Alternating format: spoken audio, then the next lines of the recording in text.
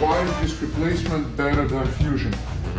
So I think disc replacement and fusion have different reasons, different indications. Both operations are done for back pain.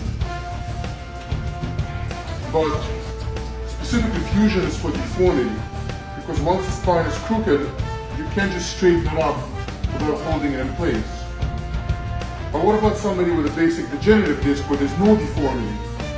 Well, that's the place for a disc replacement, where you want to maintain motion.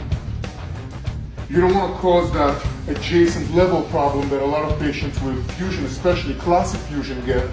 Because then there's 36% of patients who have a classic operation have to go back for surgery because of other levels. So there are great studies now showing that with disc replacement, that probability is a lot lower. Probably somewhere less than 3%.